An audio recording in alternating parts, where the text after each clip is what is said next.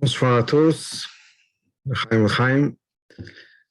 On est donc un Famayen qui est à l'occasion de Chafé Adar. Chafé Adar, c'est l'anniversaire de la Rabbanit Chaim Mushka. Et Chafé Adar, c'est aussi l'anniversaire de la Mifta d'anniversaire. C'est-à-dire l'anniversaire du moment où le Rabbi a fait une Mifta, je pense qu'on peut parler de ce moment-là, d'une campagne pour les anniversaires, de célébrer les anniversaires juifs. Alors juste une petite introduction sur Chafé Adar, petite introduction sur cette sikha. On va parler des choses dont Rabbi avait parlé pour Chafé Adar, qui est que Chafé Adar, comme je disais, c'est l'anniversaire de la Rabbanit Chaim Mushka. La Rabbanit Chaim Mushka est née dans une année avec un seul Adar. Donc, quand il y a une année où il y a deux Adar, Chafé Adar Aleph, Chafé Adar Bet, la question bien sûr se pose comme pour tous les anniversaires de quelqu'un qui est né en Adar, disons normal, une année pshuta, une année simple, et qu'on est maintenant dans une année Mouberet, une année où il y a deux Adar. La question se pose de savoir quand est-ce qu'on fait l'anniversaire. Et quelqu'un demandait à la rabbinite Chaim Mushka, quand est-ce que le rabbi célèbre l'anniversaire de la rabbinite. Il y a une discussion dans le Shulchan Aruch, est-ce que le vrai Adar c'est Adar Aleph ou Adar Bet? Et la rabbinite a répondu que mon mari va au Oel les deux fois. Chafé Adar Aleph et Chafé Adar Bet. Donc certainement, même si la rabbinite est née une année normale, où il n'y avait qu'un seul Adar, que généralement les anniversaires on célèbre dans le deuxième, mais on fait, comme la Rabbanit nous l'a dit, ce qui fait qu'on marque les deux coups. Entre autres, ce serait pour tous les minagim de l'anniversaire, et entre autres, bien sûr aussi, en ce qui concerne changer le Tehillim qu'une personne récite à l'occasion de son anniversaire en fonction de l'âge. Donc on va rentrer dans les détails de ça. Et j'aimerais parler donc de l'anniversaire, j'aimerais parler de cette sikha dont le Rabbi a parlé, entre autres de l'anniversaire. On va parler des points qui ont été mentionnés par le Rabbi, des choses à faire le jour de son anniversaire. En Tafshin Memchet, 1988, est l'année où le Rabbi était décédé, Chavbet Shvat. Le 22 Shvat, Tafshin Memchet, et le jour où le Rabbi était décédé. Pendant l'année, le Rabbi a passé la majeure partie du temps à la maison. À part les Shabbats, à l'exception des Shloshim. C'est-à-dire que le Shabbat des Shiva, le Rabbi était au 770. J'imagine que c'est lié au fait qu'on ne peut pas, en public, changer sa routine habituelle et qu'on ne peut pas marquer le deuil, donc on doit sortir de la maison, on ne peut pas rester à la maison Shabbat. Donc le Rabbi était au 770 le Shabbat, mais les autres Shabbatot, pendant le mois donc les Shloshim, pendant ce mois-là, le Rabbi est resté à la maison. Ce qui veut dire entre autres pas de Fabrigan, pendant ces quelques semaines-là de Shloshim, etc. Puis, Shabbat, le Rabbi est revenu au 770, mais il a passé toute l'année, plus ou moins, à la maison. Donc, des choses qui se passaient au 770 d'habitude, les dollars, les tfilot, bien sûr, 3 fois par jour, les dollars, sikha, tout ce qui se faisait pendant la semaine, s'est passé à partir de la maison. Il n'y a plus de Fabringen à partir du décès de la Rabbanit Chaim Mushka, il n'y a plus de Fabringen dans la semaine. Il y a eu des sikhot, le Rabbi a parlé, après une fila, etc., mais plus de Fabringen dans la semaine. Les Fabringen étaient, à partir de ce moment-là, uniquement Shabbat et Yom Tov. Mais il y a eu des sikhot, il y a eu encore une fois la distribution des dollars le dimanche, etc. Le Rabbi a distribué entre autres des kuntresim, d'autres choses comme ça qui se sont passées à partir de la maison. Un Tanya à partir de la maison, le Rabbi a donné Yud Shvat après, donc presque un an plus tard, à partir de la maison. Donc pendant cette année-là, le Rabbi était à la maison. Et après le mois, donc le Rabbi était décédé Chabet Shvat, Chafé Adar, c'est un peu plus qu'un mois plus tard, après la Tfila, le Rabbi a fait une sikha. Et la sikha était de manière très exceptionnelle, c'est quelque chose qui est arrivé très très rarement à travers l'histoire de l'Anisio du Rabbi, pendant les années de l'Anisio du Rabbi, après la Tfila de Shacharit. Donc un peu après Shacharit, moi j'étais déjà parti du 770, Tfila, et si je ne me trompe pas, Le rabbi donc est monté en haut dans sa chambre, donc il était à la maison, il est remonté en haut, puis il est redescendu. Et la sikha a eu lieu un peu après Shacharit. À cette époque-là, il y avait à Kronais les sirènes. Quand le rabbi avait une sikha, donc il y avait une sirène qui est sortie, et en passant devant le magasin Hamefitz, qui maintenant a changé depuis, mais c'était donc au coin de Carroll et de Kingston, je courais, si on peut dire, pour rentrer de là où j'étais, pour rentrer vers le 770, et je passe devant ce magasin-là, et ils avaient mis la sikha, on pouvait appeler par le téléphone WLCC, donc au centre qui était au 770, et il y avait la sikha sur le micro, et on pouvait appeler ce numéro-là, et dans le magasin, les propriétaires du magasin avaient mis la sikha sur haut-parleur. Donc j'ai écouté la sikha dans le magasin de Hamefitz, au coin de ce magasin qui maintenant, encore une fois, s'était rénové, je veux dire, dans le magasin sur Carroll et Kingston, Hamefitz, un magasin d'articles juifs, de tefilin zuzot. Dans ce magasin-là, c'est là où j'écoutais la sikha sur l'anniversaire. Et le rabbi, donc, encore une fois, a parlé de cet anniversaire parce que c'était l'occasion de l'anniversaire de la rabbinite. Et à cette occasion, le rabbi a lancé une campagne de faire un shtorim, si on peut dire, de faire quelque chose d'important à propos de l'anniversaire, de marquer l'anniversaire de quelqu'un. Alors, ça a toujours été quelque chose qui a toujours été fait chez les chassidim, et entre autres par les rebbeim. Ça a toujours été quelque chose d'important. Mais à partir de ce moment-là, ça a vraiment pris une autre ampleur avec vraiment des choses déterminées que le rabbi avait données. Quand je dis que les choses c'est toujours été quelque chose d'important chez le rabbi, par exemple, pendant de longues années, les gens entrent en Yichidut à l'occasion de leur anniversaire. Le rabbi a mentionné plusieurs fois les minagim d'un anniversaire, dans des lettres qui datent de bien avant la Mifta, bien avant cette campagne de Tafshim Chet. Donc on parlait toujours le rabbi a mentionné les minagim, entre autres, dire le Teilim qui correspond à son année, de monter à la Torah, de prendre une achlata. On a bien sûr, avant même la naissance du rabbi, avant même que le rabbi prenne la direction de Chabad, on a l'idée qui est marquée dans Yom Yom, que le jour d'un anniversaire, il faut marquer le Saad de manière, on est à la Dame Ledbonen, une personne doit réfléchir, contempler son année à passer, prendre des bonnes décisions, etc. D'ailleurs, à l'époque où c'était marqué dans Yud Aleph Nissan, le Yom Yom a été publié, qui était donc en 1944, les Chassidim ne savaient pas que l'anniversaire du Rabbi était Yud Aleph Nissan. C'est la rabbinite Chana qui a révélé aux Chassidim la date exacte de l'anniversaire du Rabbi. Je suis sûr qu'il y avait des gens qui savaient que le Rabbi était né en Nissan, peut-être. En tout cas, le fait que ce soit Yud Aleph Nissan, c'était quelque chose qui n'était pas connu du public, même si c'était marqué dans Yom Yom. Les gens ne savaient pas pourquoi c'était marqué dans Yom Yom ce jour-là. Le fait que ce qu'une personne doit faire le jour de son anniversaire, ce n'était pas clair. En tout cas, c'est quelque chose qui était marqué dans Yud Aleph Nissan. Les gens après ont compris pourquoi c'était le jour de Yud Aleph Nissan. Mais il y a toujours eu des coutumes qui étaient liées avec l'anniversaire. Alors, je voudrais partager avec vous au début de ce Famagan les choses que le Rabbi avait dit de faire le jour de son anniversaire.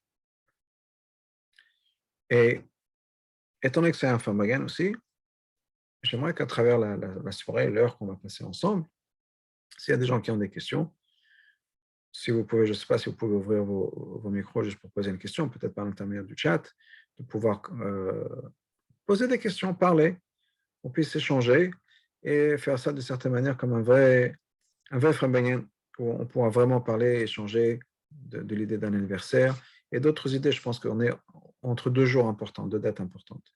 Hier, Shabbat, c'était Chafei Adar.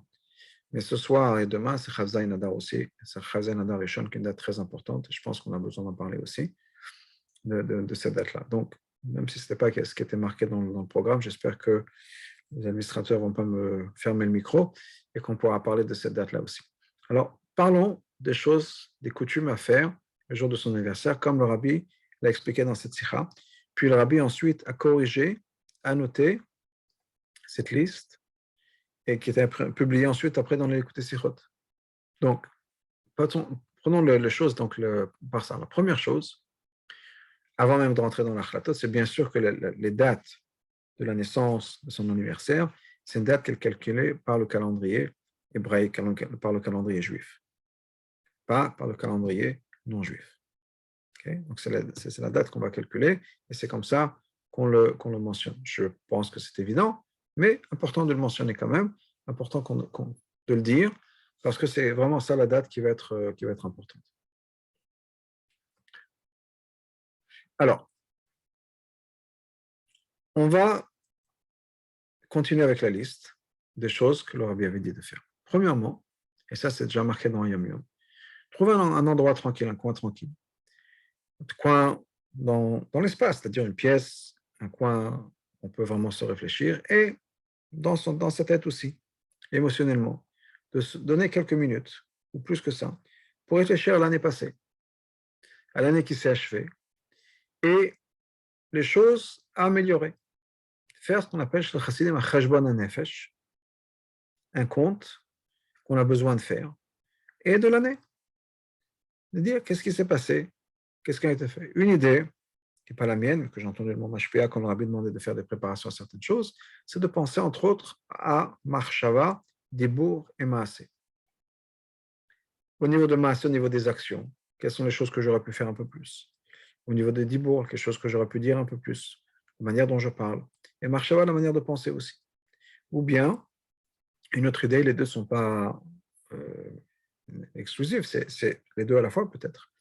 Torah, Tfila et Tzedaka, ou bien Torah, Avodah, Gemilut Chasadim. Dans mon étude. Et mon étude, ça peut être peut-être aussi niveau, encore une fois, parole, pensée et action. Est-ce que j'étudie comme il faut? Est-ce que j'étudie à mon niveau? Est-ce que je passe le temps nécessaire à mon étude? Ensuite, dans la Tfila, qui est l'idée d'Avodah aussi. Dans ma Avodat Hashem, dans ma Tfila, est-ce que je prie comme il faut? Est-ce que pour un homme, je vais au minyan tant que je peux? Est-ce que quand je prie avec le minyan, ou bien quand je suis à la choule, j'en profite pour bavarder, pour parler, etc. Travailler sur ça. Encore une fois, au niveau pensée, est-ce que je me concentre? Au niveau d'Ibour, est-ce que je fais ma tefila comme il faut? Et au niveau massé, je suis là avec le minyan, je prie quand il faut prier, etc. Et au niveau d'Avoda aussi, ça inclut donc, tout ce qui est Avodat Hashem, développer sa Avodat Hashem. Et Gmilut Chasadim, Tzedaka, ça inclut Miftzayim, être là pour les autres. Comment est-ce que je me comporte avec les autres? Est-ce que je donne du temps pour aller faire Miftzayim, pour être là avec les autres? On a bien mentionné plusieurs fois que Miftzayim, c'est aussi une certaine forme de Tzedaka. Alors, bien sûr, dans la Tzedaka, ça inclut aussi le fait que, comme l'Agman nous dit, que le pauvre nous donne une opportunité à nous, la personne qui donnons, de faire une mitzvah. Donc, c'est aussi pour nous. D'ailleurs, le Rabbi a dit pour Miftzayim, pour Shlichut, la personne qui va bénéficier le mieux et le plus, c'est la personne qui va faire Miftzayim, la personne qui va aider quelqu'un d'autre à faire une mitzvah. C'est aussi pour nous. Et des fois, ce n'est pas juste la mitzvah. Des fois, c'est le fait qu'on fait des efforts.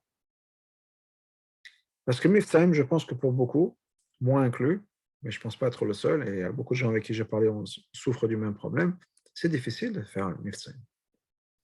C'est difficile d'aller voir quelqu'un d'autre dans la rue, ou au travail, ou au magasin, dire excusez-moi, est-ce que vous êtes juif, juive, est-ce que vous mettez les tefillin, est-ce que je peux vous mettre les tefillin, est-ce que vous allez mettre les bougies de Shabbat.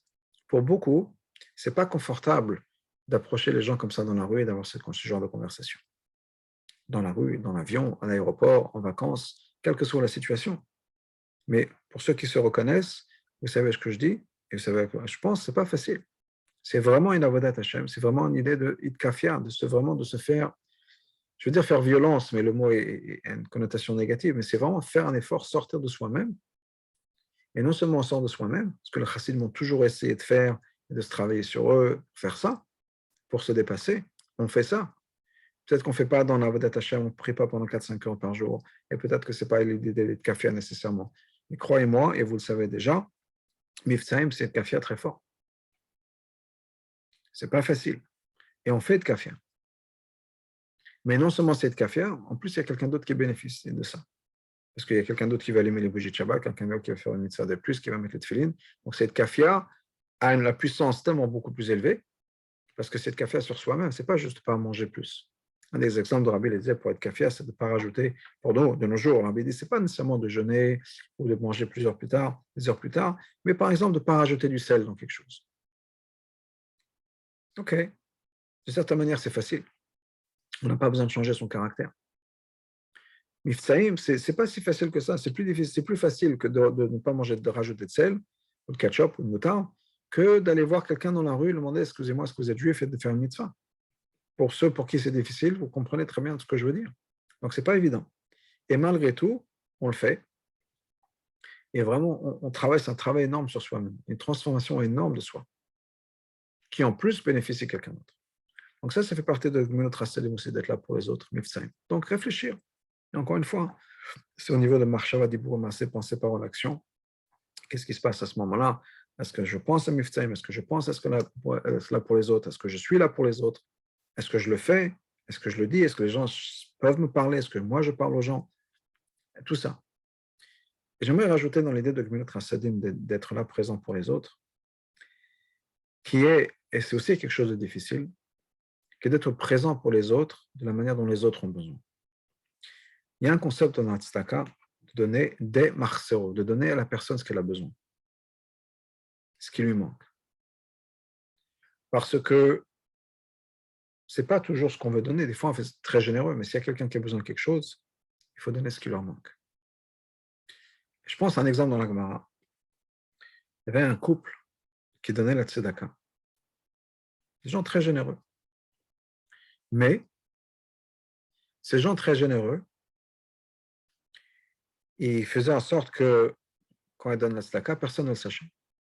Ils ne voulaient pas que personne sache qu'ils donnent la tzedaka. Donc, qu'est-ce qu'ils faisaient? Ils passaient la nuit, ou très tôt le matin, et ils déposaient de l'argent devant les portes. Et ils avançaient. Puis il y avait une famille qui s'étonnait de savoir d'où vient cet argent. Donc, ils ont décidé de regarder qui va venir pour déposer cet argent. Et dès qu'ils ont vu qu'il y avait quelqu'un qui était passé, ils ont tout de suite ouvert la porte et essayaient de courir après ces gens-là, après ce couple. Alors, eux, ils ne voulaient pas être pris, être attrapés. Donc, ils ont couru pour se cacher. Et ils ont sauté dans un four communal. À l'époque, ils savaient, dans le village, il y avait un four pour tout le monde. Donc, c'était une grande fosse, un grand four. Et ils se sont cachés là-bas. Malheureusement, le four est encore chaud. Et le monsieur s'est brûlé les pieds. Un petit peu. Rien de méchant, mais il s'est un peu brûlé. Alors que rien n'est arrivé à la fin. Plus tard, on leur a posé la question à savoir quelle différence. Il a répondu très, très simplement. Il dit, voilà, quand il y a un pauvre qui arrive à la maison, moi, je ne sais pas cuisiner. Je leur donne de l'argent qu'ils doivent s'acheter à manger. Quand ma femme est là, elle sait cuisiner, elle leur donne à manger tout de suite. Donc, quand ils ont faim, l'argent, c'est bien, parce qu'après ça, ils peuvent aller s'acheter quelque chose, mais ce n'est pas un repas. On ne mange pas de l'argent. Donc, ma femme leur donne exactement ce qu'ils ont besoin. Moi, je leur donne le moyen d'avoir ce qu'ils ont besoin. Donc, on a tous les deux été protégés, mais moi, je n'ai pas été protégé de la même manière parce que je ne donne pas exactement ce qu'ils ont besoin tout de suite. Il y a une étape de plus à faire. Donc, c'est important de donner à chaque personne ce qu'ils ont besoin. Et c'est vrai, encore une fois, à tous les niveaux, et en particulier dans la famille, et pour ceux qui enseignent à leurs élèves, qui est, on ne peut pas donner tous les enfants, bien notre époux, notre épouse, exactement la même chose, parce que chaque personne a des besoins différents. Il y a des gens qui ont besoin de proximité, il y a des gens qui ont besoin d'espace, il y a des enfants qui ont besoin d'amour, il y a des enfants qui ont besoin de rigueur et de discipline. Tous les enfants ont besoin d'un peu de discipline, mais il y en a pour qui ça marche mieux quand la discipline est un peu plus, si on peut dire, détachée. Il y en a pour qui c'est important qu'il y ait une structure très forte. Il y en a qui ont vraiment besoin qu'on les tienne la main, qu'on soit là présent. Pour d'autres, au contraire. Et on a besoin vraiment de donner, dans le Gmut Chassadim, de donner vraiment ce que chacun a besoin. Donc ça, c'est partie du Cheshbon HaNefesh. Quelle était mon année? Qu'est-ce que j'ai fait pendant l'année? Qu'est-ce qui s'est passé, etc. Donc ça, c'est la deuxième chose. Troisième chose, nous dit le Rabbi, de donner un peu plus de tzedaka ce jour-là. Et si l'anniversaire tombe à Shabbat ou à Yom Tov, avant Shabbat ou avant Yom Tov, on donne un peu plus de tzedaka ce jour-là. Ensuite, passer plus de temps à faire la tefila, être plus concentré. Et dit les Teilim. Okay? Et donc, c'est aussi un jour, on peut demander à Hachem ce qu'on veut, un pouvoir particulier, comme le Zohar nous dit que c'est un jour où notre mazal est plus fort, on peut demander quelque chose de particulier à Hachem, donner des brachot aux gens, etc. Ensuite, à partir de ce moment-là, on change le Teilim. Le Teilim, comme vous le savez certainement, le Teilim, on est censé, c'est une tradition qu'on a du Baal Shem Tov. Le Teilim, c'est c'est celui de son âge plus 1, c'est-à-dire depuis la naissance jusqu'à son premier anniversaire, le Teilim, c'est 1. À partir du premier anniversaire, on passe au Teilim d'après. Donc, on s'approche du deuxième anniversaire, on est dans l'année de notre deuxième anniversaire, donc on fait le Teilim Bet. Une fois qu'on a un an révolu, c'est Teilim Bet. Alors, bien sûr, à un an, on ne fait pas les Teilim. Mais la même chose à 20 ans. Quand on a eu son anniversaire de 20 ans, c'est-à-dire qu'on est maintenant dans sa 21e année, on fait les Teilim pour la 21e année. 30 ans, on fait le Télim 31. On a 35 ans, on fait le Télim 36, etc., etc. Parce que dans l'année dans laquelle on se trouve, on fait le Télim qui correspond à ça, et ça commence à partir de notre anniversaire. Rajouter dans l'étude de la Torah.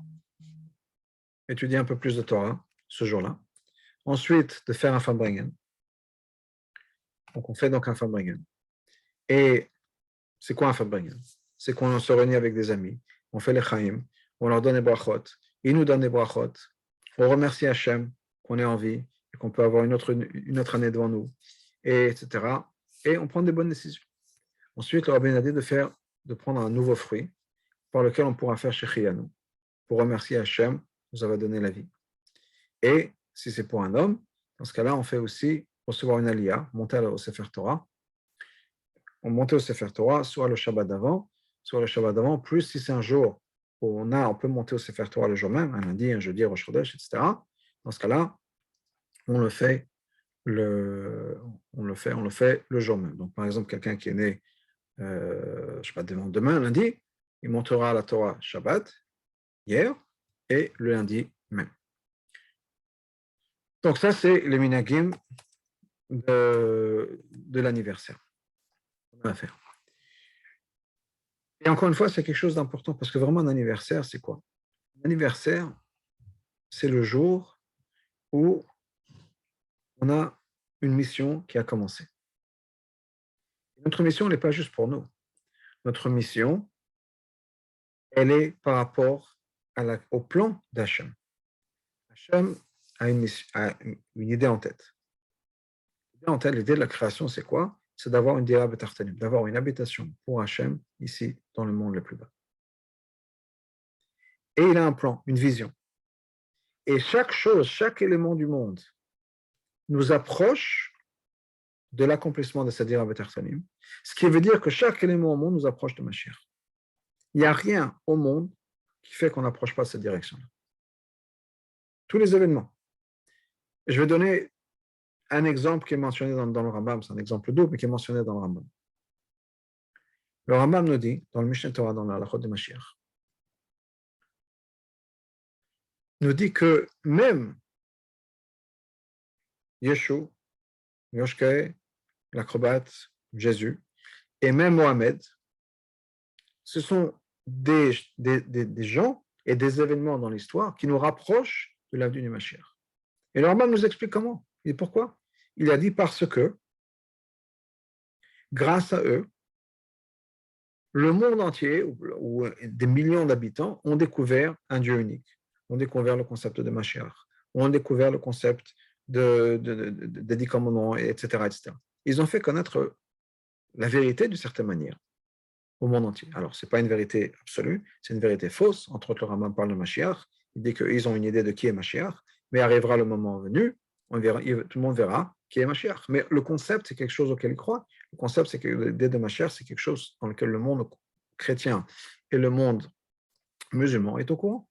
Le fait qu'il y ait un Dieu unique, c'est quelque chose dans lequel le monde, encore une fois, chrétien et musulman est au courant. Chaque événement, l'un des événements aussi difficiles, et combien de millions de personnes sont mortes à cause d'eux. Mais malgré tout, le Rambam nous dit que ça fait partie de l'avenue du Mashiach. Donc, chaque étape dans le monde nous ramène à l'avenue du Mashiach. Eh bien, la naissance d'un individu, c'est une étape vers l'avenue du Mashiach, c'est une étape vers l'accomplissement du plan de Dieu. Ce qui veut dire que mon anniversaire, c'est le jour pour moi où le monde, on dit souvent, ça tourne dans les réseaux sociaux, le monde ne peut pas continuer sans moi. C'est-à-dire, je fais partie maintenant du plan d'Hachem, il est maintenant le jour où c'est moi qui rentre sur cette plateforme, cette estrade du grand théâtre qui est le monde, et qu'on puisse maintenant amener notre pierre à l'édifice, participer au plan divin qui est de faire venir Mashiach. Mais ça, c'est vrai pour tous les événements. Quoi qu'il arrive, c'est pour nous amener dans cette direction-là. Des fois, il y a des ridotes, des fois, il y a des descentes, mais on sait très bien que rida, letzor et chalia, même quand on descend, c'est pour avancer. Chaque descente est dans un but dans cette direction. Donc, chaque descente, chaque rida est en fait, nous rapproche de l'avenue du Mashiach. Donc ça, c'est par rapport à notre vie, qu'on pourra avoir dans la vie de tous les jours, etc. Mais encore une fois, ce qui est important, c'est que de comprendre qu'au jour d'aujourd'hui, si c'est mon anniversaire, c'est pas mon anniversaire aujourd'hui, mais quand c'est mon anniversaire, quand c'est l'anniversaire de quelqu'un, c'est l'anniversaire de la date à partir de laquelle Hachem a décidé, j'ai mon mot à dire, j'ai ma participation à transformer le monde, à créer un monde de Mashiach, à faire venir, accomplir le but que Hachem avait depuis la création de Dira Betartoni. Et ça commence pour moi à mon niveau, le jour de mon anniversaire, le jour de ma naissance, c'est le jour où l'âme est entrée sur le théâtre du monde. Le Rabbi, entre autres, en parle en nous disant que il parlait du Yud-Aleph Nissan et de Yud Shvat, Yud-Aleph Shvat, ou bien même de Zayin Adar, qui est le jour où Moshe est décédé, le jour où Moshe est né.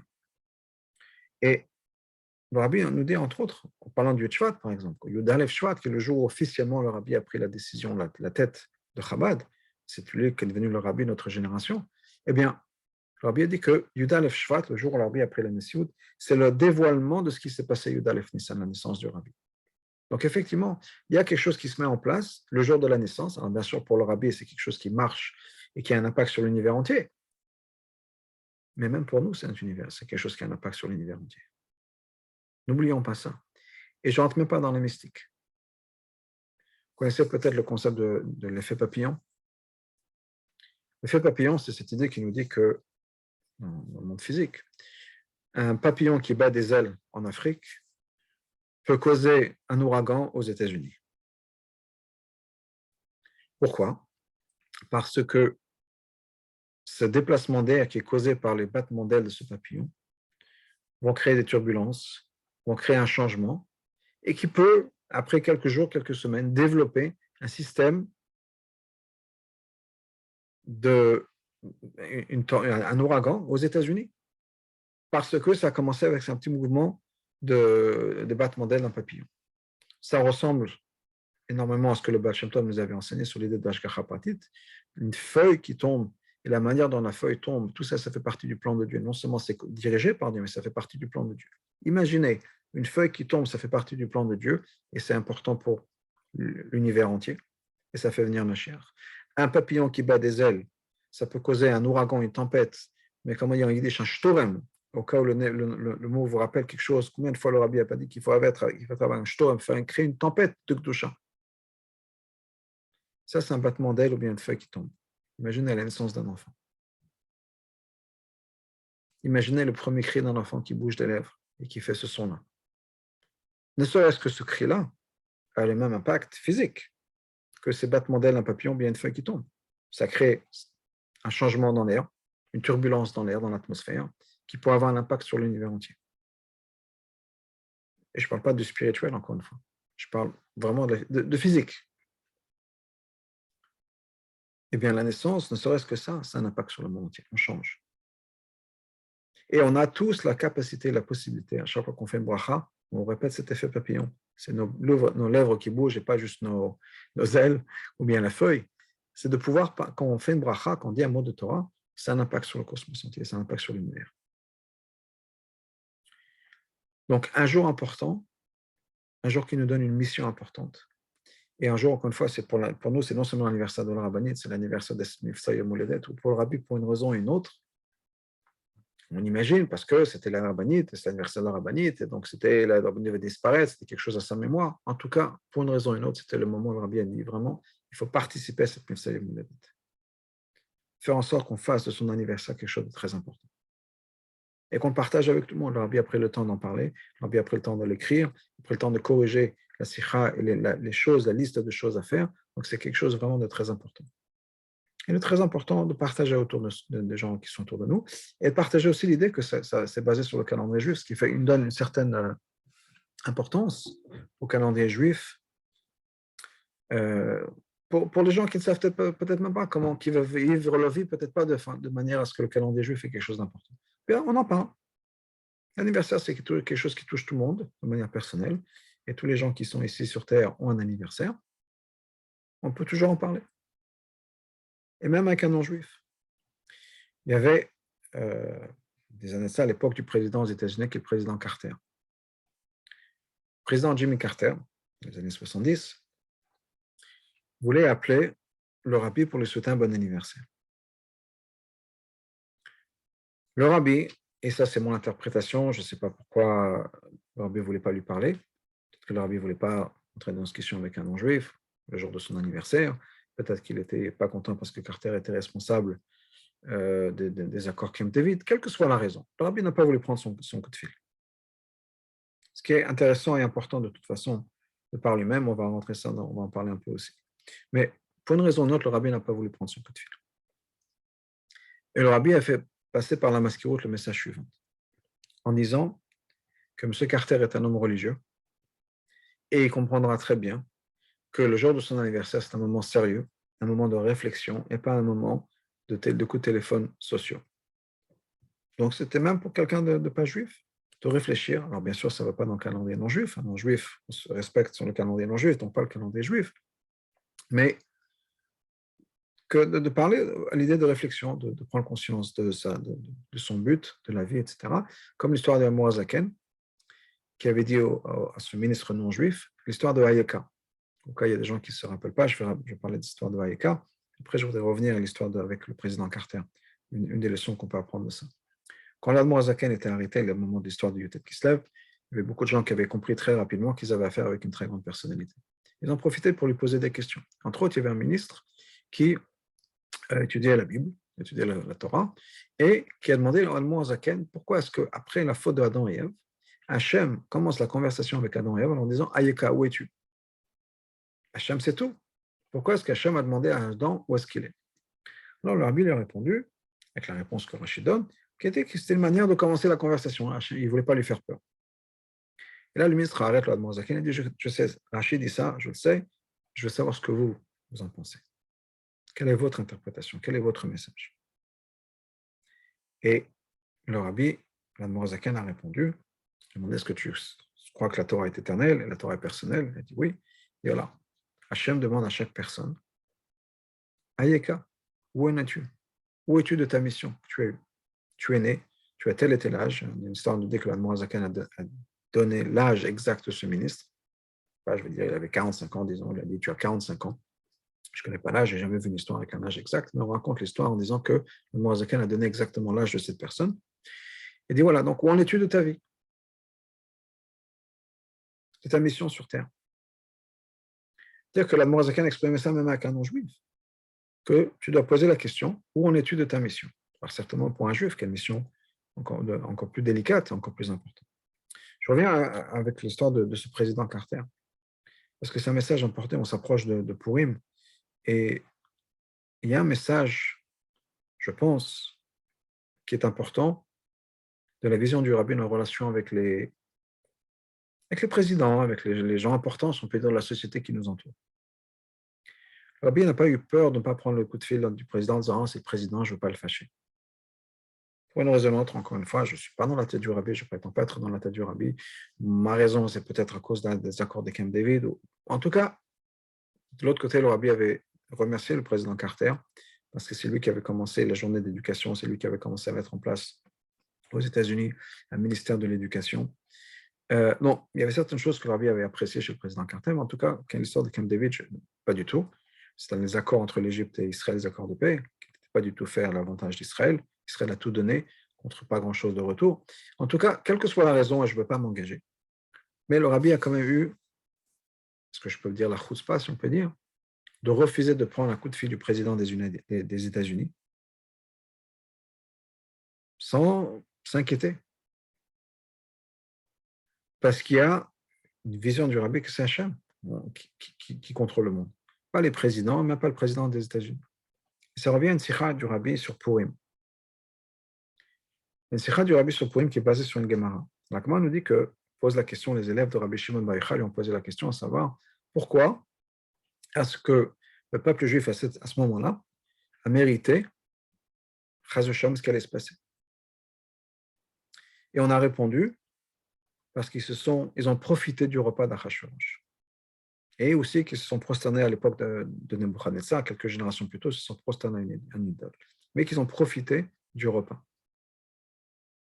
Pas qu'ils ont mangé, mais qu'ils ont profité. Le rabbi explique c'est de quoi qu'ils ont profité. Ils étaient contents d'avoir été invités par Achashverosh, d'avoir été invités par la Maison Blanche, d'avoir été invités par l'Élysée. Il dit, finalement, l'Élysée nous prend en considération. On est reconnu par l'Élysée. En fait, on est des citoyens à part entière de France, on est des citoyens des États-Unis, de n'importe quel pays. On est reconnu par l'establishment. Et je pense que c'est quelque chose sur lequel le Rabbi voulait vraiment se battre contre cette idée-là, que notre kavod vient parce qu'on est reconnu ou invité par telle et telle entité gouvernementale. Même le président des États-Unis. Le Rabbi n'a pas hésité à dire au président des États-Unis, désolé, je ne peux pas prendre votre coup de fil. Une autre histoire qui me fait penser à ça, c'était Hanouka. Hanouka, depuis des longues années, il y a un allumage de la menorah devant la Maison Blanche. Et l'année, je pense que c'était avec le président Carter aussi, je ne suis pas sûr. Donc on allume la menorah et on invite le président est présent et demande au shaliach, je pense que le Rav Avraham Shem Tov, donc on allume les bougies, etc. Et je ne sais pas quel jour c'était de Hanouka, mais ce n'était pas le 8e jour, donc pas toute la menorah est allumée. Donc ils ont allumé, je ne me rappelle plus du nombre de bougies exactes, je ne sais pas, 3, 4, 5, quel que soit le nombre, on n'a pas allumé toute la menorah. Et le président Carter voit ça, il dit, mais pourquoi est-ce qu'on n'allume pas le reste? Alors on l'explique. Voilà, chaque soir, une bougie, etc. Donc uniquement le 8e soir, on allume tout. Et d'une manière ou d'une autre, je ne me rappelle pas exactement comment il a exprimé son désir, mais le président Carter a dit, c'est dommage quand même devant la Maison-Blanche, on devrait avoir toutes les bougies allumées. Bien, ils ont allumé toutes les bougies. Parce que le président l'a demandé, le président des États-Unis a demandé. Le shaliach a écrit au rabbi l'histoire, et le rabbi lui a répondu, je suis déçu qu'un shaliach ne respecte pas le minag ou la halacha, parce qu'il y a un président non juif qui lui a demandé. La halacha, c'est la halacha. Pourquoi est-ce qu'on a besoin d'aller contre le Shulchan Aruch pour faire plaisir, ne serait-ce que le président des États-Unis, mais il n'a pas sa place, il n'a pas son mot à dire dans les halachot de Hanouka.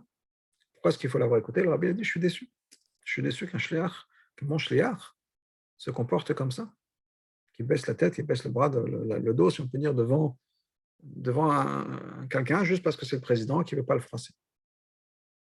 Après, il avait dit, il y avait une histoire quand le rabbi habitait dans un appartement. Quand le rabbi est arrivé aux États-Unis, en 1941, le rabbi est arrivé aux États-Unis. Alors tout de suite, il est arrivé aux États-Unis, il est resté dans la pièce qui est devenue ensuite son bureau, au 770. Le rabbi précédent avait acheté le 770 avant l'avenue du rabbi. Le rabbi précédent est arrivé en Hadar, de Tafshin 1940. Ils ont acheté en Elul, ils ont acheté le 770. Et le rabbi est arrivé en Sivan 1941, le 28 Sivan 1941. Dès que le rabbi arrive, donc 770 appartenait déjà au rabbi précédent, le rabbi précédent habitait au 2e étage. Et dès que le rabbi arrive, on lui a donné une pièce au 770, qui était la pièce qui allait devenir son bureau. Puis, après quelques temps, le rabbi et la rabbinite ont pris un appartement sur New York Avenue, un peu plus loin, sur le coin de Président et New York Avenue, et ils ont été dans cet appartement pendant quelques années. Puis ensuite, la maison sur Président. Et il y avait un voisin du rabbi, parce que c'était un immeuble, donc il y avait des voisins, et il y avait un voisin qui était juif, et à chaque fois qu'il voyait le rabbi lui disait bonjour avec un petit coup de chapeau, il baissait la tête, c'est un bonjour, et comme ça tous les jours, à chaque fois qu'il se croisait dans l'ascenseur ou autre, le rabbi baissait la tête comme ça, un petit coup de tête, un petit coup de chapeau, bonjour. Il y avait aussi un non-juif dans l'appartement, et à chaque fois que le non-juif rencontrait le rabbi, encore une fois, dans l'immeuble, dans l'entrée, dans l'ascenseur, le rabbi lui disait quelques mots. Il n'y avait pas ce baissement de tête, c'était un échange. Bonjour, comment allez-vous? Bonjour monsieur, bonne journée. Puis un jour, ce juif-là, à qui le rabbi faisait toujours bonjour, comme ça, baisse son tête, demande au rabbi, monsieur le rabbin, je m'excuse de vous déranger, j'ai une petite question. Il dit, oui, bien sûr, de quoi il s'agit? Il dit, voilà, je ne comprends pas. Moi, un juif, vous ne me dites pas bonjour, on ne rentre pas dans une conversation, vous baissez juste la tête comme ça, et avec le voisin non juif, vous rentrez dans une petite conversation. Alors, ce n'est pas des heures, mais bon, bonjour, comment allez-vous, bonne journée. Pourquoi? Le rabbi leur répondait la chose suivante, il dit, jamais de ma vie, j'ai baissé la tête devant un non-juif. Donc, je ne vais pas faire comme ça. Alors, il faut lui dire bonjour. Il faut être poli. La nous dit qu'il faut être Magdim Shalom Lechol Adam, il faut dire bonjour à tout le monde. Donc, je dis bonjour. Et effectivement, c'est bonjour, bonne journée, comment ça va, c'est une conversation. De baisser la tête, de faire comme ça un mouvement de tête, jamais. Donc, ça, c'est effectivement un enseignement de ce qui est vraiment des vraies valeurs, de savoir ce qui est important. Et l'anniversaire, c'est un jour de réflexion sur ça aussi. Quelles sont mes vraies valeurs? Qu'est-ce qui est important pour moi?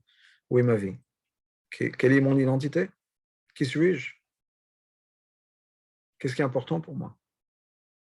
Une histoire que j'aime beaucoup raconter, et je l'ai raconté un cours un peu plus tôt, pardon, ce soir. Je ne sais pas s'il y a des participants du shiur de plus tôt qui sont là sur le Fabregan, et s'ils le sont, vous m'excuserez de répéter l'histoire, mais j'ai une histoire que j'aime beaucoup et qui est extraordinaire par rapport à ça. Quand on parle de réflexion, je voudrais la partager. Et c'est une histoire pour toute la réflexion de manière générale. L'histoire est l'histoire suivante. Il y a un certain monsieur qui s'appelait Elazar. Ce Elazar, on l'appelait en yiddish Laser. Laser, c'est un diminutif pour Eliezer, Elazar. Et il habitait à Yerushalayim, dans la vieille ville. On parle de ça là, il y a 300 ans à peu près, à l'époque d'Al-Mourazaken.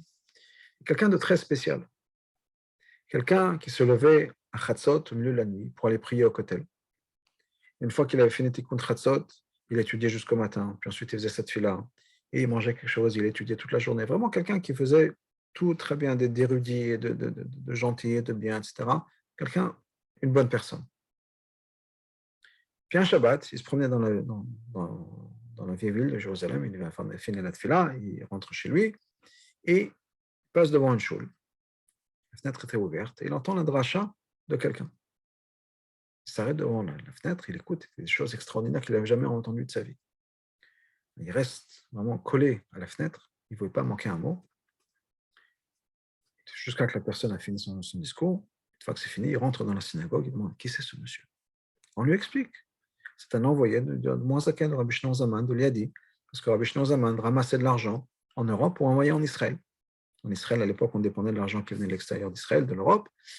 Et le Admor Azaken, par l'intermédiaire de cette caisse qu'on appelle Kol el-Chabad, qui existe jusqu'à aujourd'hui, ramassait de l'argent et l'envoyait en Israël. Maintenant, quand il l'envoyait en Israël, ce n'est pas qu'il envoyait un chèque par la poste ou bien un transfert, un câble, c'était quelqu'un qui venait physiquement se déplacer avec une caisse d'argent et qui, quand il arrivait en Israël, partageait avec les gens de là-bas les mamarim, la chassidout, les enseignements du Admor Azaken de Rabbi Shimon Zaman. Donc, ils sont là-bas. Et ce que Dieu a entendu, donc on explique à ce monsieur, à ce laser, on t'explique. Voilà, ça c'est des enseignements. Ce que tu as entendu aujourd'hui, c'est un mahamar de Chassidut, un enseignement de Rabbi Shimon Zaman. Il est fasciné. Est-ce qu'il va parler une autre fois? Il dit oui, cet après-midi, on va Soudash Leshit. Revient. Il revient par Soudash Leshit. Il est vraiment, il est pris par ces enseignements. Il demande est-ce qu'il y aura une autre fois? Il dit oui, ce soir, il y a un Melav Maka chez monsieur Intel. Venez. Il vient au Melav Maka, il écoute. Il est fasciné de ce qu'il entend, de ce mamar de Chassidot qu'il entend. Il passe toute la nuit à discuter de Chassidot avec ce monsieur. Dimanche matin, il fait ses valises et part chez l'Admor Zaken. Et il reste là-bas. Il y avait un Chassid d'Admor Zaken, il reste là-bas. Des années plus tard, il y avait un Fabregan. Et à ce Fabregan, il y a des Chassidim qui demandent Loge, dis-moi, qu'est-ce qui a changé dans ta vie avec la Chassidot? Qu'est-ce qui a changé dans ta vie? Il a répondu la chose suivante. Il a dit, tu sais, ma question a changé, mais ma réponse est la même. Ma question a changé, mais ma réponse est la même. Alors, qu'est-ce que ça veut dire? Vous pouvez demander la même chose. Et au Fabregan, ils se sont demandé la même chose. C'est de quoi cette histoire?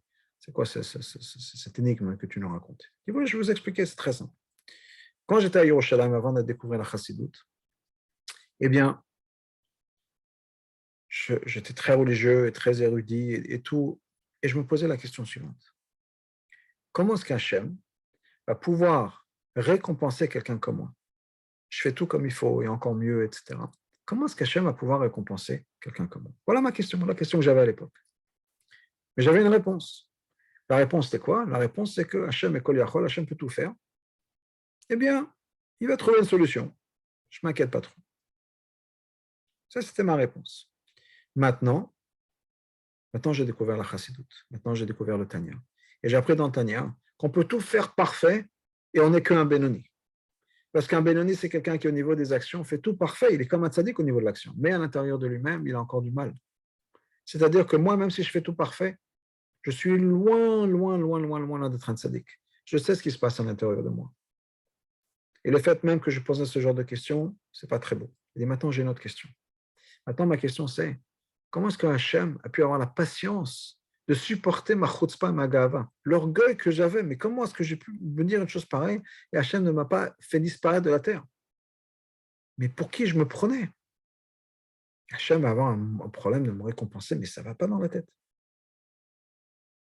Ça, c'est ma question maintenant. Comment est-ce qu'Hachem a pu avoir la patience de me supporter? Et j'ai une réponse. La réponse, Hachem est Kol Yachol, Hachem peut tout faire. Alors Hachem trouve un moyen de me supporter. Pourquoi je raconte cette histoire? Je raconte cette histoire parce que pour moi, cette histoire me dit que ce qui est important, ce qui détermine là où j'en suis, ce n'est pas les réponses que j'ai. Ce n'est pas les choses qui dans ma tête sont claires, les choses qui dans ma tête marchent, collent. C'est mes interrogations. C'est mes questions. Quelles sont mes questions? Quand je fais un cheshbon hanefesh, quand j'écris au rabbi, quand je prie, quand j'écris au rabbi, je demande au rabbi, cher rabbi, voilà, j'ai besoin de ci, de ci et de ça. À quoi je pense? Quand je m'assois, il y a vraiment la vie, elle est compliquée des fois. Si il me manque ci, il me manque ça, je ne suis pas content, j'ai des problèmes de parnassa, des problèmes de shalom bayit, des problèmes de santé, de tout ça, que personne n'ait aucun problème. Je vous souhaite tous que des bénédictions pour nous tous et pour le peuple juif entier, et qu'on soit tous sains et saufs, protégés avec que des brachot. Et à quoi est-ce qu'on pense? On a tous cette difficulté dans la vie, chacun ses problèmes. Quels sont mes problèmes? Quelles sont mes angoisses? Qu'est-ce qui me préoccupe? Est-ce que c'est ma vodat Hashem? Est-ce que c'est mes problèmes physiques, émotionnels? À quoi est-ce que je pense? Quand je m'assois et je fais un peu le compte de ma vie, qu'est-ce que je mets dans ce papier-là? Je suis un type bien parce que. Je suis une fille bien parce que.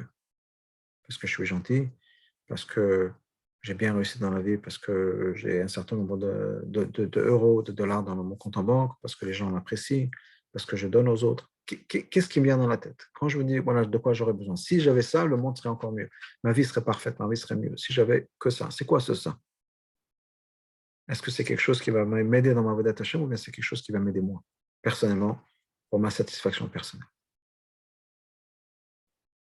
Et ça peut être la même chose. Des fois, ça peut être l'argent, par exemple. Si j'avais plus d'argent, ben, je pourrais faire plus de mitzvot. Je pourrais acheter une synagogue, développer un Bet Chabad. En ce moment, nous, ici, chez moi, on a le problème de trouver un endroit pour acheter un nouveau Bet Chabad. Si j'avais de l'argent, ça partirait là-bas. Ce n'est pas juste pour me payer des vacances, mais si j'avais ça, effectivement, on a besoin d'argent pour pouvoir s'acheter un nouveau Bet Chabad, pour pouvoir s'acheter une belle paire de tefillin, pour s'acheter des meilleures mezuzot, pour donner plus de tzedaka. Ça peut être quelque chose de l'argent pour une mitzvah. Ça peut être en meilleure santé. Si j'étais en meilleure santé, je pourrais être plus confortable.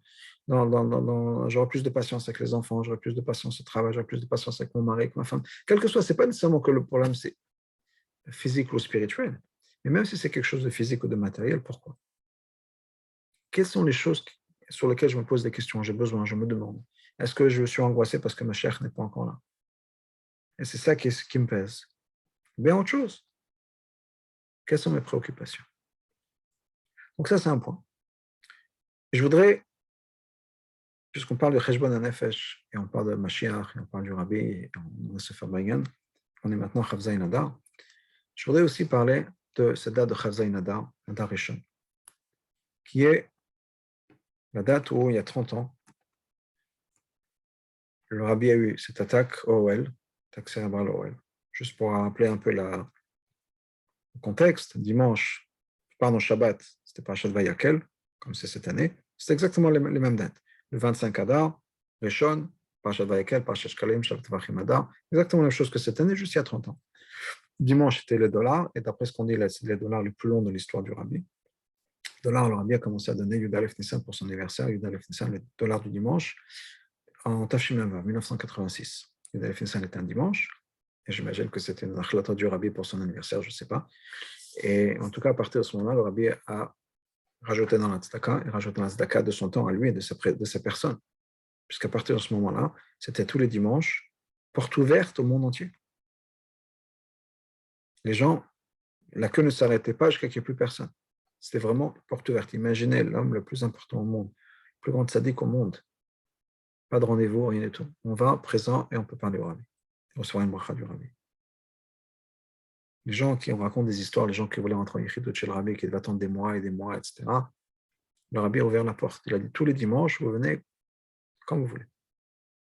Et ce n'était pas facile. Après les dollars, le rabbi avait les doigts verts des billets et les bras enflés. Il fallait mettre de la glace sur les bras du rabbi parce que c'était tellement enflé. Imaginez faire ça pendant 5 heures, faire des allers-retours comme ça pendant 4, 5, 6 heures. Essayez de faire ça. Pendant 10 minutes, ça ne va pas être facile. Tenir debout, sans interruption aucune, pour prendre un verre d'eau, pour autre chose, aucune interruption. C'est vraiment le rabbi s'est donné au monde entier, juif et non-juif, parce qu'il y a des non-juifs qui passaient aussi. Juste de réfléchir à ce niveau-là, à ce niveau humain, c'est extraordinaire. Alors, au niveau spirituel, je ne connais pas trop, mais c'est extraordinaire. Donc, en tout cas, ce dernier dollar, donc le dimanche, qui était Chavav, comme aujourd'hui, il y a 30 ans exactement, aujourd'hui, il y a 30 ans, pour moi, c'est encore dimanche ici aux États-Unis, il y a 30 ans exactement, c'était le dollar public, si on peut dire, en grande quantité, comme d'habitude, pour l'instant, jusqu'à l'avenue du Mashiach. Et lundi, Rabbi est parti à Oel, et malheureusement, Oel a eu cette attaque. Et depuis, Rabbi n'a plus pu parler, enseigner, faire des Fabringan jusqu'à l'avenue du Mashiach. On a eu le dernier Fabringan du Rabbi il y a 30 ans, Vayakel, Tafshinobet, 1992. Le dernier Fabringan en Galout, et le Fabringan prochain sera avec l'avenue du Mashiach, mais c'est une date importante, parce que ça marque une transformation. Bien sûr, c'est évident. Mais pour moi, qu'est-ce que ça veut dire? Je ne pense pas être le seul, mais c'est la manière dont moi je vois les choses et j'y pense. On sait que Chafret Nissan Tafshin Nun Aleph, c'est-à-dire presque un an avant. Et les dates sont importantes de certaine manière dans le sens où c'est Chavzaïn, c'est vraiment la veille de Chafret. Chafret Nissan, le 28 Nissan 1991, le Rabbi a dit cette fameuse sikha où il a dit qu'il a fait tout ce qu'il avait à faire. Et maintenant, ce chassidé doit le faire. À partir de ce moment-là, beaucoup de choses ont changé chez le Rabbi. Alors, il y a eu toutes les sikhot sur Mashiach, qu'est-ce que le Rabbi attend de nous exactement, etc.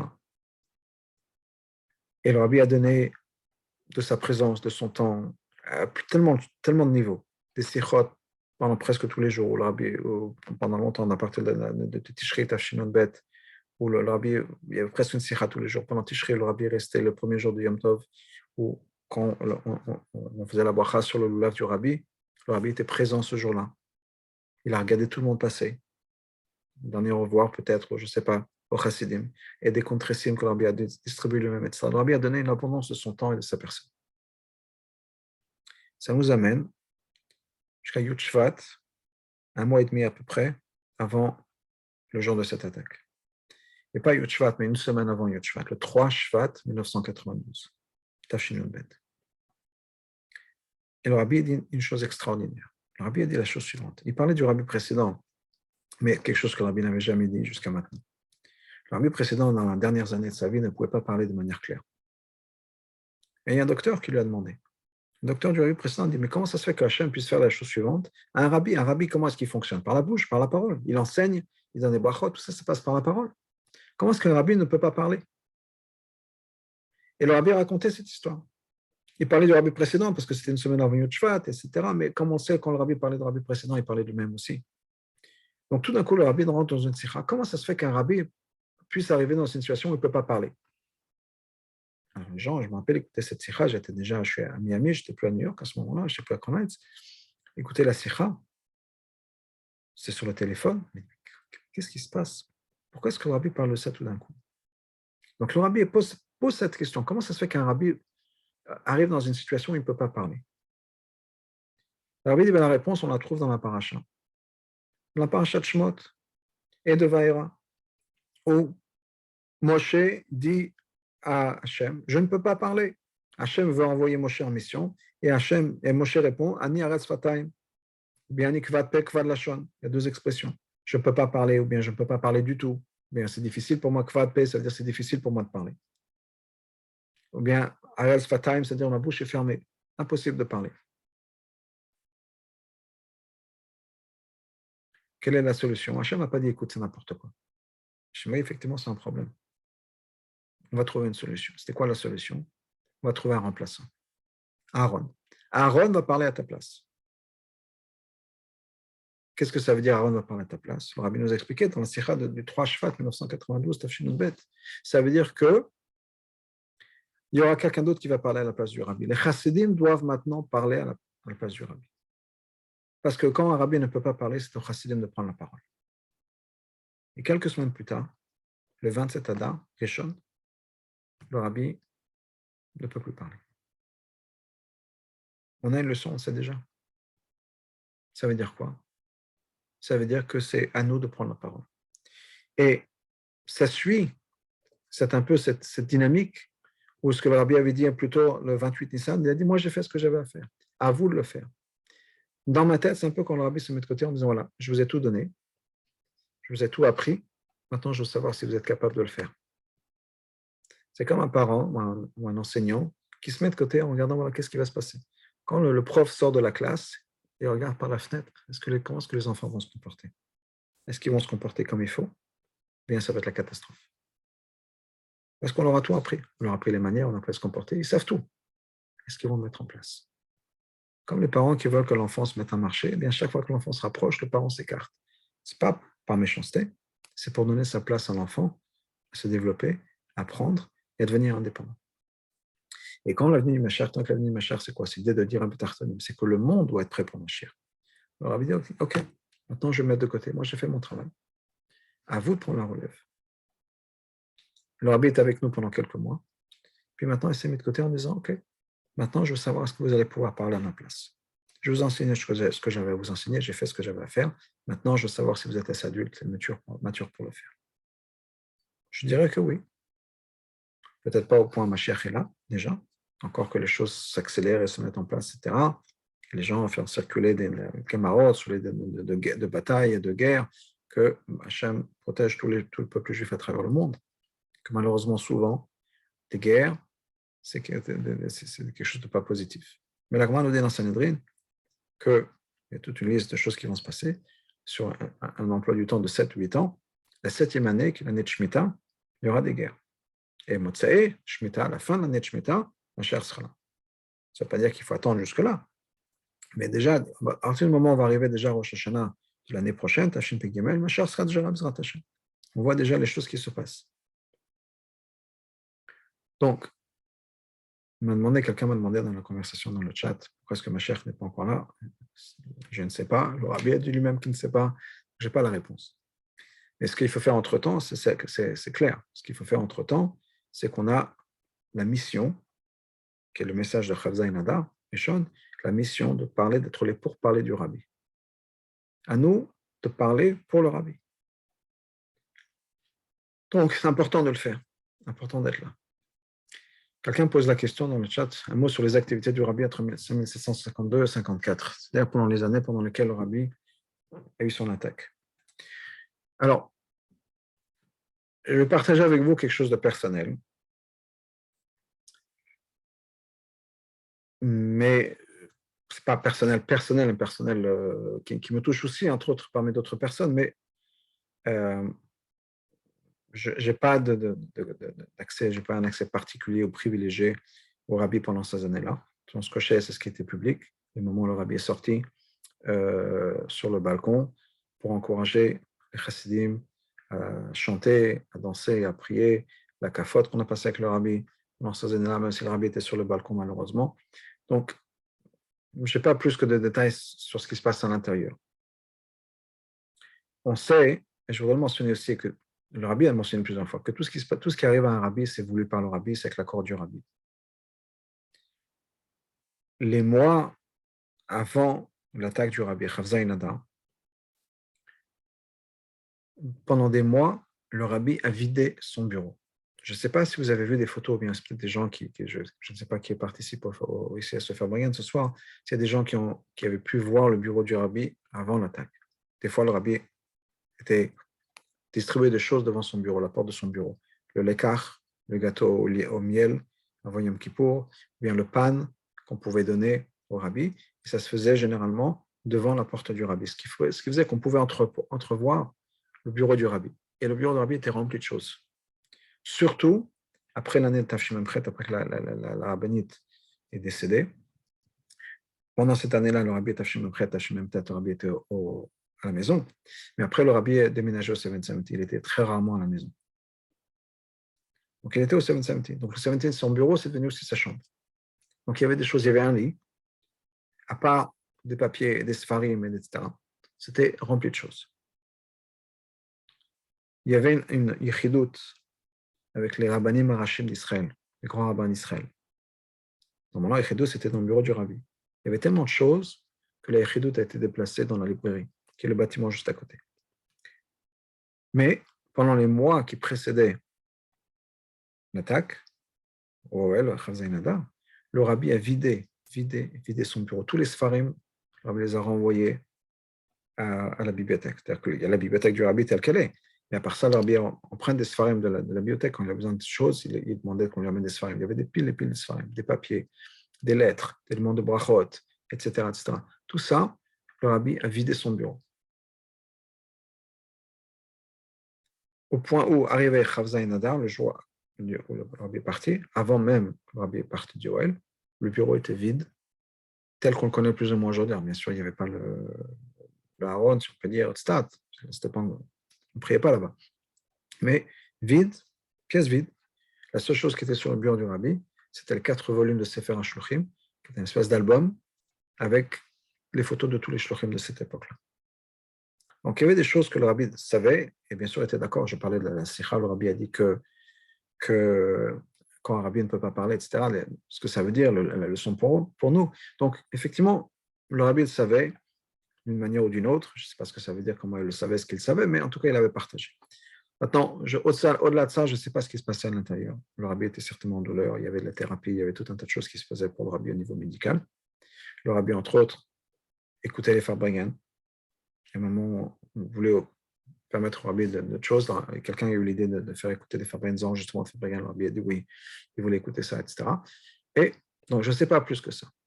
Mais ce que je peux vous dire, c'est que le rabbi était là, présent, répondait aux brachot et aux choses. Là où l'histoire personnelle que je connais, c'est quelque chose que vous avez peut-être entendu ou lu. J'ai déménagé à Miami en Elul Tafshin Aleph, Elul 1991, avec la bracha du rabbi. Et l'été d'après, 1992, l'été 92, il y a eu un grand ouragan aux États-Unis, Miami. Et ils attendaient, c'était la catastrophe. C'était un ouragan qu'ils ont déterminé après était la puissance la plus forte. Il y a 5 catégories d'ouragans, c'était une catégorie 5, le maximum, en tout cas la catégorie maximum. Et ils attendaient que cet ouragan frappe directement la ville de Miami Beach. La ville de Miami Beach est sur l'océan, sur la plage même, tout le nom beach, c'est la plage. Et ils attendaient d'un côté le vent qui allait tout détruire, et de l'autre côté, ce qui fait beaucoup plus peur aussi, en tout cas par le vent, c'est que ça amène avec des raz-de-marée et inonde la ville. La prédiction, c'était que la ville va être détruite. Il ne va rien rester de Miami Beach. Et on dit à tout le monde d'évacuer vers le sud. Et on a demandé au rabbi, et encore une fois, c'était après l'attaque, le rabbi répondait oui ou non, bien qu'il bougeait la tête. Et les chassidim de Miami ont très peur. Est-ce qu'ils doivent évacuer? Et le rabbi a répondu non, qu'ils ne pas évacuer. Est-ce qu'ils doivent rester? Le rabbi a dit oui, qu'ils restent. Rester, c'était, par rapport à ce que les nouvelles disaient, c'était la fin des gens. La police est venue partout pour évacuer, pas de force, ils n'ont pas le droit d'évacuer de force, mais ils ont passé dans la rue en disant à tout le monde, avec les voitures de police, avec le truc, évacuer, etc. Tout le monde part vers le sud.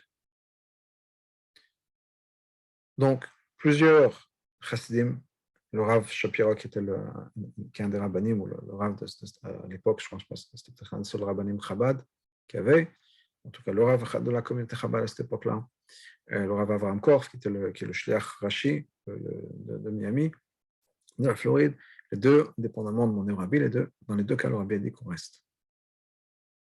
Je ne savais pas à l'époque, moi, ce n'était pas ma première expérience d'un ouragan. Moi, je me suis dit, bon, dans la tête, c'est super, on va bien de rester, on reste. Je ne comprenais pas les conséquences de ce que ça voulait dire de rester, de vivre avec un ouragan. C'était avant l'Internet, en tout cas de manière commune, etc. Donc, il n'y avait pas grand-chose. C'était bon, la radio, la télé. On n'a pas de télé à la maison, donc une petite radio ou les téléphones, c'est comme ça qu'on entendait les nouvelles. Et on est resté. Et il n'y a que les Chabad qui sont restés. Il y a eu un article dans les journaux qui est passé après, où il y a un des rabbinim Chabad, un des shluchim de Chabad, qui a profité du fait que la ville était vide pour en prendre à sa fille à conduire. Parce qu'il n'y avait personne. Et c'est des heures, donc ils savent déjà à l'avance quand ça va se passer, etc. Donc, bon. Donc, on savait qu'il n'y a que les Chabad qui sont restés. Parce que le rabbi a dit de rester. C'était une responsabilité énorme. Le rabbi a dit de rester. Baruch Hashem qu'on soit resté, parce que les gens qui ont été évacués vers le sud, là où la ville a dit, le gouvernement avait dit de tous partir, c'est là-bas que l'ouragan est parti. À la dernière minute, l'ouragan a tourné vers la gauche. Et là où les gens sont partis, une bonne partie de la population, les maisons étaient vraiment aplaties. Et c'était des gens qui se cachaient dans les placards, dans une baignoire. Ça faisait peur, parce que j'ai entendu. Nous, Baruch Hashem, on est resté. Mais même là, nous, on est resté. Et on a eu juste un peu la queue, si on peut dire, de cet ouragan. On habitait dans un immeuble, je crois de 6 ou 7 étages, on était au 4e. On allait dans les toilettes, l'eau bougeait, un immeuble qui bougeait. Donc, c'était quelque chose qui faisait peur. On avait des grandes baies vitrées, on avait des matelas dessus pour les tenir parce que c'était courbé avec le vent. Au Hachem, il n'y a pas eu d'inondation, mais c'était quelque chose qui faisait énormément peur.